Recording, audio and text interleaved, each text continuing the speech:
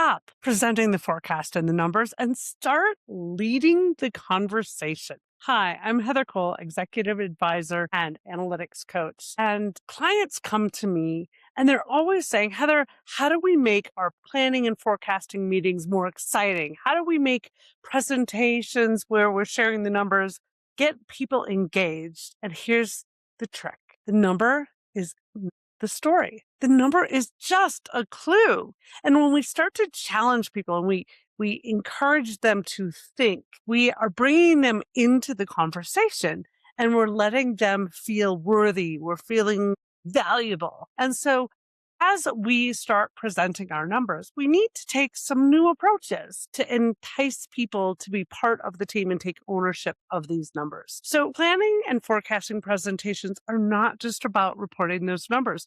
They are a leadership opportunity, a leadership moment designed to create clarity, meaning, alignment, and ownership. So when you're presenting and you want to pull people into the conversation, I'm going to give you a few notes. I've been presenting for over 25 years in the Office of Finance. I'm a member of FEI, Financial Executives International.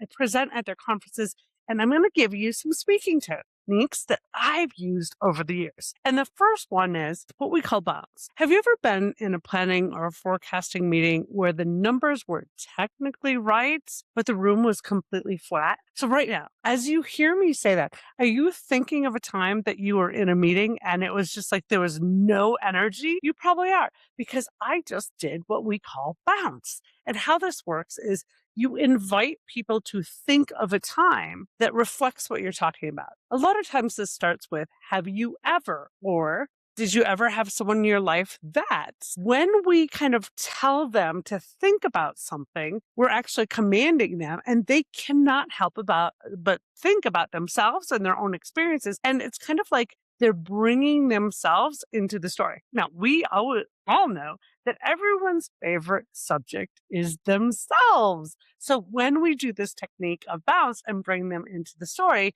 they are actively engaged. Now, when you present, I like to say you do this every 3 minutes or so, is just kind of reiterate something where they can think about themselves. Now, this will definitely help you get engagement. And when you do this, you can start to look around the room and see that reaction. But too many planning and forecasting presentations are just kind of an information dump. A great planning sessions do something more. They move people towards clarity, decisions, and action.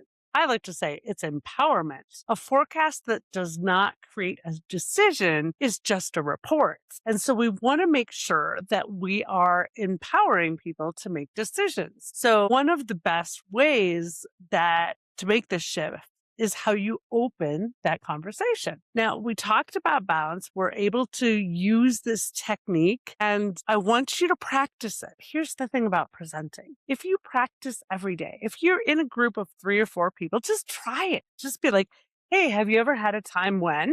And watch their body reactions, watch their facial expressions. Almost always, I've experienced that they step in, like they're really engaged. So practice that. Now, before you care about your data, people need to recognize the moment. And what do I mean by that? Is that recognizing the moment is where the real story is behind. You're engaging them into the conversation with the bounce, and you're asking them to think what could be causing the numbers to be how they are, whether that's a good opportunity or whether that's a risk factor. Now, as we do this, we want to make sure that throughout the presentation, we do what's often called a red thread.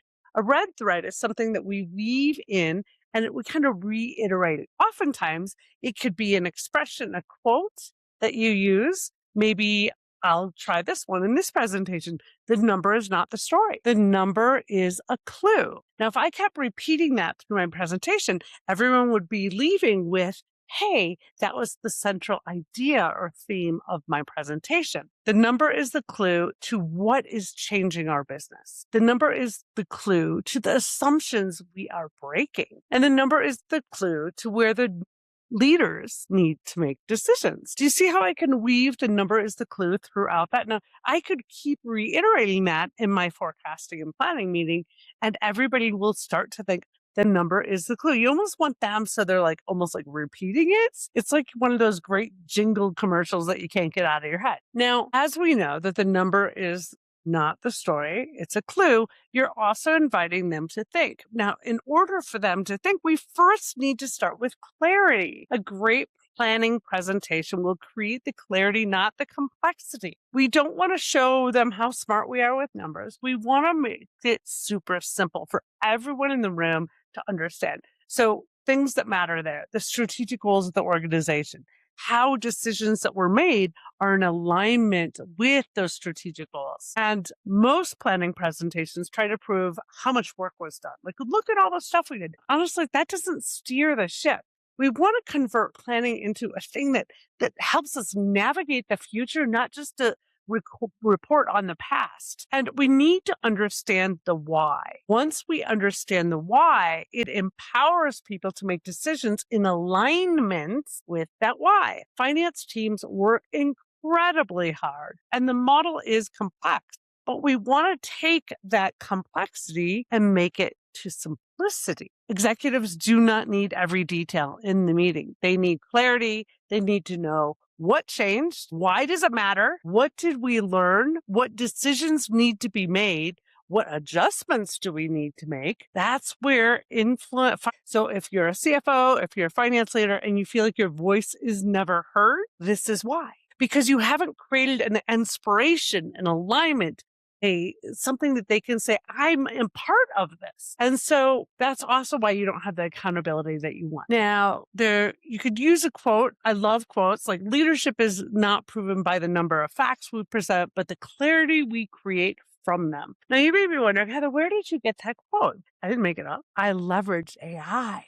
So here's another thing that you can do in your presentations. And this is something that I love to do, is I leverage AI to help me with quotes. So in this particular situation, I told a chat GTP in this case, I told it I was creating this little presentation. I was going to riff. There's like no script on this. This is just me talking to you and sharing my wisdom. But ahead of time, I put in the topics and what I was going to talk about.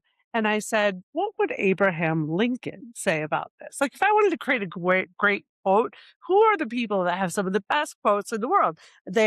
People that come to mind are JFK, Abraham Lincoln, Teddy Roosevelt, Winston Churchill. So guys, you can put into chat whatever your topic or the theme, the red thread that you want in your presentation, what you want to inspire people to think about. And then you can say, give me 6 quotes. If Lincoln were to talk on this, what quotes would he come up with? And they'll actually give you these really cool quotes. Now, I oftentimes create my advisory board for presenting on some of the best speakers in the world and ask chat to help me refine my presentation as if I'm getting advice from this panel of the greatest speakers. Now, half these people are no longer on Earth, but that's okay because chat understands them. So that's way you can really leverage AI in this. Now, the other thing that you want to do is make sure that the numbers become persuasive when they're translated into the business meaning. So we don't just say, revenue's down 4%, but we might say something like the revenue is down 4%. But the bigger story is that we had 3 key customers that pushed their decisions to next quarter, so that you understand the why of that. And maybe we need to look at our sales cycle. So this is where you're starting to challenge people to think, like, why did this happen? And how can we change this in the future? So maybe there's a decision-making process that the customers are now going through that has changed due to economy, uncertainty, and that maybe you can help address that in the sales cycle. So you're trying to look from everyone's perspective on how they can contribute to this big thing. So a simple structure is number goes to meaning, goes to decision, goes to action. The number tells us what happens. The meaning tells us why it matters. The decision tells us what choice is in front of us. And this is where the magic sauce of planning and forecasting can come from, when you empower people to help you make the decisions. Now, remember, the key to that is making certain they all understand the why and the strategic goals so that everyone is in alignment. Too many times, everybody thinks that everybody's on the same page, but every department has a different interpretation of that. So you want to make sure everyone has the same perspective, the same point of view on what their role is into accomplishing that. And once again, we can use balance here where have you ever had a time where you've gone into a meeting and you thought everybody was on the same page and you walked out of the meeting only to discover that departments acted in a way that they interpreted it, and it was completely different than what your interpretation was. Now, I think we can all raise our hand and say we've been in those meetings, right? I brought you along for that journey. Now, another thing that we need to think about in our planning and forecasting presentations is alignment. Planning is not just a finance process. It is a team sport and it requires alignment in processes, in mindsets. Too many companies, the biggest problem is not that they lack the data. The problem is that the people are working from different assumptions and a different perspective of the problem. So sales has one view, operations has another, finance another, leadership a completely different, and they wonder why execution gets messy, delayed, and stalled. How does this show up? Meeting on top of meeting on top of meeting. But as we present the plan and forecast, we can make certain that we start to get alignment by, once again, reiterating the strategic goals. And planning is really kind of where the assumptions that we're making become visible. And that's why I think this part of leadership is so important. And it's also planning is where the trade-offs become clear because here's the thing. Any organization, any person who's achieved their big, bodacious goals have one thing in common that others that don't accomplish them don't do. That one thing that they don't do is say no. So as we're presenting, we want to get people to realize we're also, because we want to accomplish those goals, we have to give them the permission to say no to things that are not fully in alignment with those goals. Hopefully that's making sense. A team divided by assumptions cannot execute with confidence. I love that quote, right? That was one of the AI quotes that I got. And so as we think about it, once again, we want to weave in that common thread. The common thread might be something like the number is not the story. The number is the clue. And often it's the clue that reveals whether we are truly aligned or potentially just nodding in the same meeting and walking away and continuing the same course we always had. Now, when we add AI to our world, I'm going to warn you guys, this planning process, these presentations are so important. Why? Because AI is an accelerant. Whatever direction your company is going, if it's 10 different directions, it's going to go there faster. It's going to be amplified. So the next thing we want to look at is ownership. The goal is to, one, to get people to think about the number as a clue and also for them to take ownership of their role and responsibility. We aren't looking for agreement here. We are looking for ownership and execution. And a lot of planning meetings, people just kind of accept it. And that's not what you want, because if people are just nodding their heads and accepting it, you're going to have a disconnect later, right? So when people help shape the plan, when they're part of the process, they are far more likely to carry its weight, to take ownership of those pieces. So you want to bring them in this process. Once again, that balance can really help you do this. Remember, the number is not the story. It's only the clue. The real story is what people are willing to own because of what the numbers have revealed. Now, we talked about using ChatGPT. There's another way you can use Claude or Chat or Copilot, whatever tools you want, and that is as a story partner. I oftentimes will want to use an analogy to make sure that my story comes across. Because here's the thing, guys, as finance leaders, we think everybody understands numbers like we do. You know, have you ever had that time where you look at a spreadsheet and the number like jumps out of the page and like hits you in the head and you're like, there's a problem here? I'm sure you're like that too, right? Not everybody is like that. Believe it or not, that's actually not that normal. And so, or not that common, I should say. And so what we want to do is make sure we have lots of analogies and stories that we can tell for those people that don't look at numbers the way we do. We've heard all about the power of storytelling, but sometimes it's hard, but not anymore. Now we can use AI tools to explain the situation that we're having and ask it to give you 3 or 4 great analogies that could prove this point. Now, if you could get analogies that relate to the person, like, or your industry, that's even better. But making sure that you prompt the AI tools to kind of guide you through that analogy creation process. So try and start playing with that. I always recommend that stories and analogies are like golf clubs in a golf bag. There, you have different ones for different occasions, and you in different meetings, you'll test them out. You'll see what works for you. And at different times, you might pull out a different club or a different story to prove a point. You might even want to create, like I have, a story log. So I have a notebook full of analogies and stories that prove certain points. And I pull from these all the time. And periodically, I go back and I find other ones that I hadn't remembered. And I'm like, ooh, that's a really good one.